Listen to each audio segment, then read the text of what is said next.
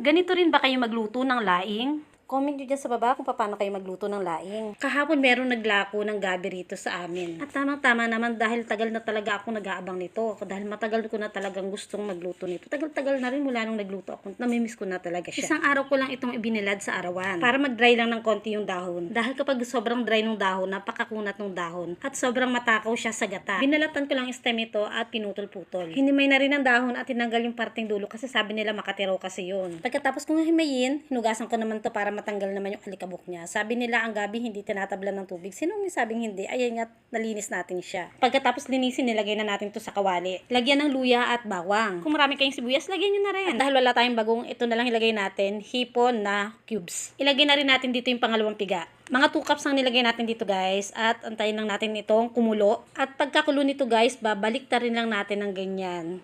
Hindi natin to hahaluin dahil kakatiyan. Takpan natin ulit ito at antayin natin malantay yung dahon at naubos yung liquid. Kapag naubos na yung liquid at hindi palantay yung dahon, magdagdag na lang kayo ng kahit na tubig lang. Ito ang pinaka-importante sa lahat kung ayaw nyo maging makate ang laing nyo. Siguruhin yung lantang-lanta o lutong-luto ang gabi bago nyo lalagyan ng kakanggata. At habang hinihintay natin matuyo yung laing natin, lutuin naman natin dito sa kabilang kawali yung pork. Gusto natin kasi yung pork natin medyo maprito-prito siya ng bahagya para mas masarap. Nilagyan ko lang to ng konting tubig para lumabas yung natural oil. Medyo naluto na yung baboy natin, ginisa na natin dito yung bawang at sibuyas.